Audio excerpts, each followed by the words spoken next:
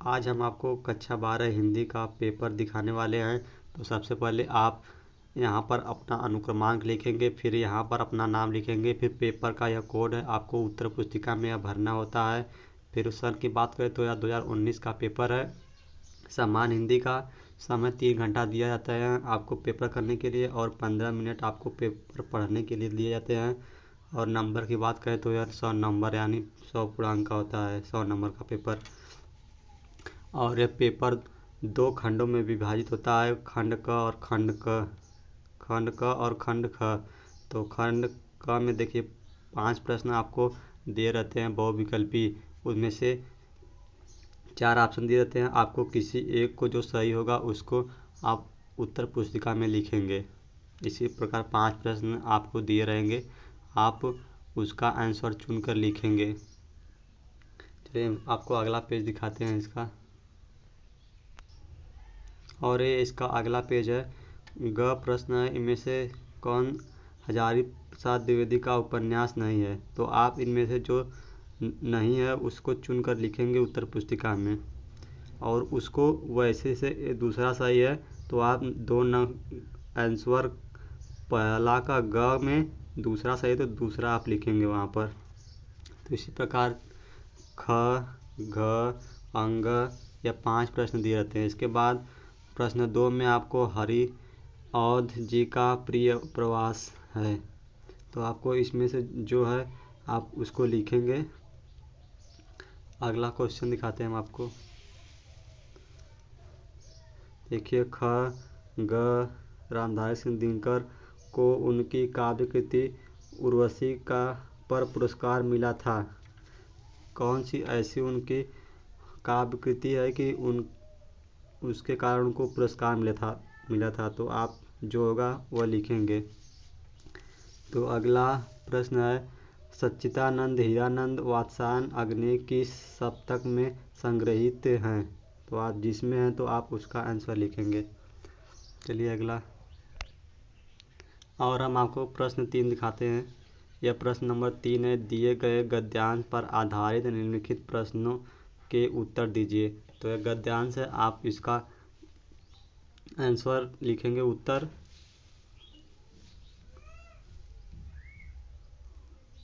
और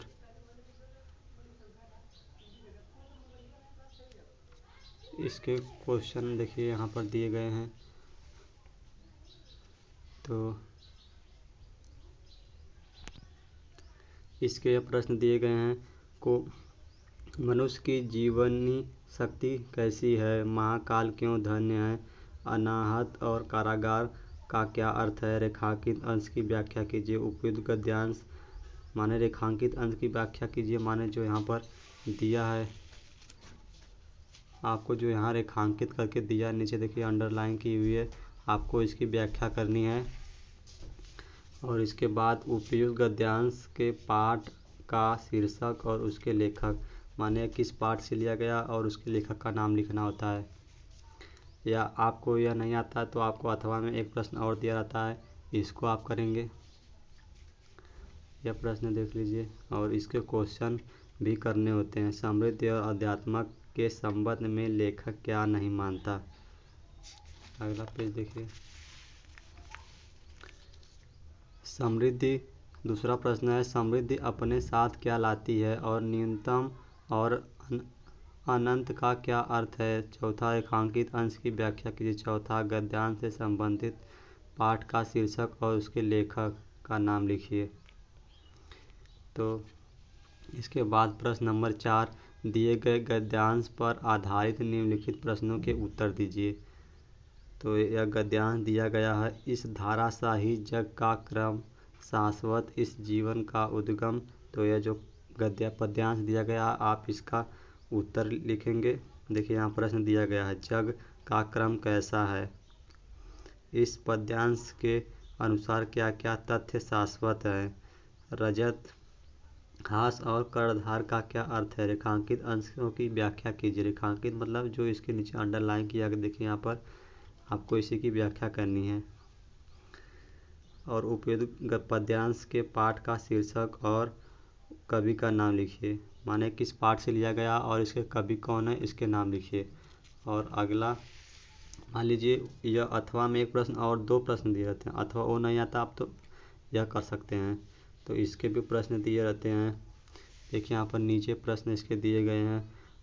पुरूरवा उर्वशी को अपना परिचय किस रूप में देता है, तो यह सब उसके क्वेश्चन है। स्कंदन पुरुष फूल जैसी कोमल नारी के सामने क्यों असहाय हो जाता है। स्कंदन और आयुध शब्दों का क्या अर्थ है। रेखांकित अंशों की व्याख्या कीजिए। यहाँ पर जो रेखांकित किया गया उसी की आपको व्याख्या करनी है। और उपयुक्त पद्यांश के पाठ का शीर्षक और उसके कवि का नाम लिखिए।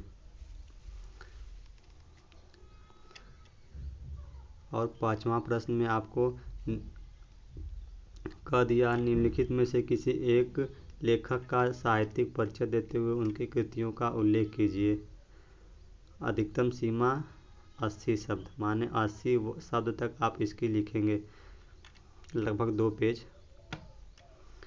तो पहला दिया है मतलब का इनकी जीवन परिचय, लेखक का जीवन परिचय लिखना होता है। तो पहला डॉक्टर कन्हैयालाल मिश्र प्रभाकर, फिर doctor APJ Abdul Kalam, doctor Hazari Prasad Dwivedi. और अगला और ख में दिया रहता है निम्नलिखित में से किसी एक कवि। देखिए वहाँ पर लेखक था, अब यहाँ पर एक कवि का साहित्यिक परिचय देते हुए उनकी साहित्यिक परिचय मतलब उनकी जीवन परिचय और उनकी कृतियों का उल्लेख कीजिए और उनकी मतलब रचनाएं जो हैं वह भी। अधिकतम सीमा 80 शब्द में कवि हैं अयोध्या सिंह उपाध्याय, हरिऔध, जयशंकर प्रसाद, महादेवी वर्मा। और इसके बाद आपको एक ध्रुव यात्रा और वीर बहादुर कहानी का सारांश लिखना होता है 80 शब्द तक, या पंचलाइट लिखिए।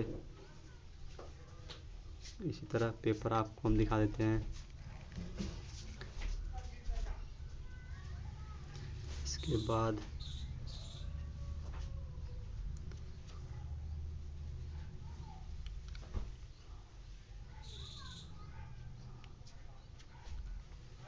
प्रश्न 8 में आपको बहुत प्रश्न दिए रहते हैं। जैसे देखिए यहाँ पर प्रश्न 6 में से आपको 2 दिए हैं तो एक करना है। प्रश्न 6 में आपको 2 दिए हैं अथवा कर तो आप एक करेंगे 4 नंबर। और 7 में देखिए 4 नंबर का क्वेश्चन है, इसमें बहुत को प्रश्न दिए हैं, लेकिन आपके जो स्टेट में आता है राज्य में आप उसी को लिखेंगे। तो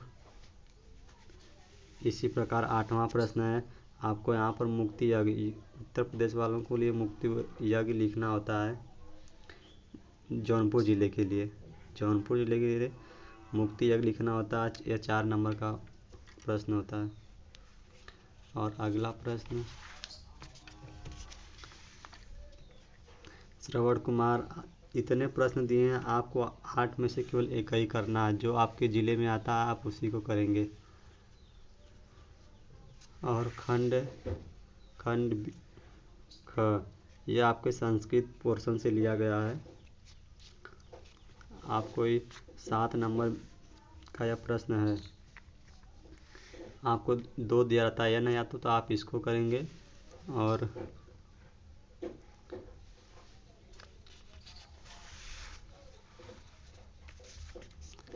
देखिए फिर ख में दिए गए गद्यांशों या श्लोकों में से किसी एक का संदर्भ सहित अनुवाद कीजिए। आप इसका हिंदी में अनुवाद कीजिए या इसका, तो आपको 7 नंबर मिल जाएंगे। बहुत ही छोटा प्रश्न है।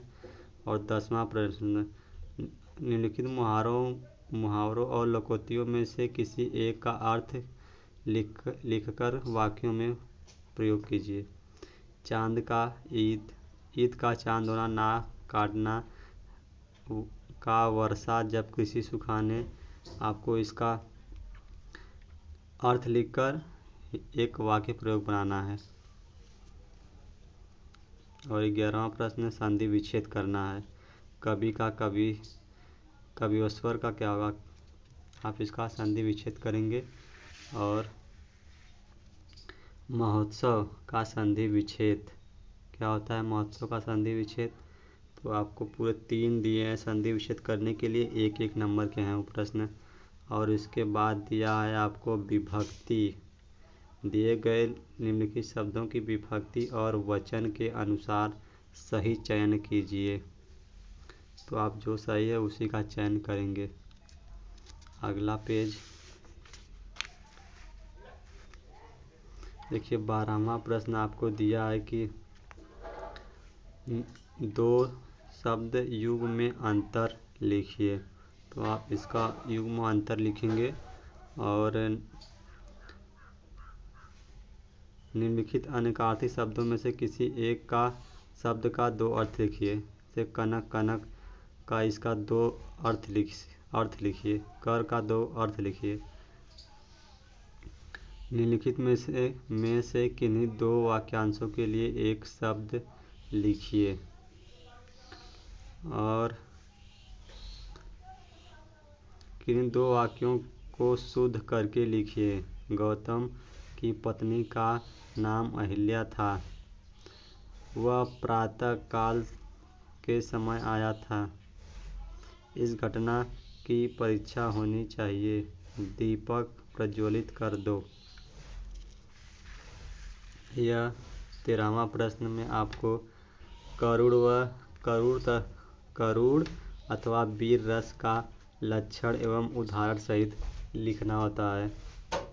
तो आप और 2 नंबर इसके लिए हैं और यमक या रूपक अलंकार का लक्षण एवं उदाहरण भी देना होता है। फिर यह 2 नंबर का होता है। फिर दोहा और चौपाई का छंद का लक्षण एवं उदाहरण लिखिए। दोहा, छंद, चौपाई क्या होता है आप उसको लिखेंगे और एक उदाहरण देंगे। तो इसके लिए आपको 2 नंबर।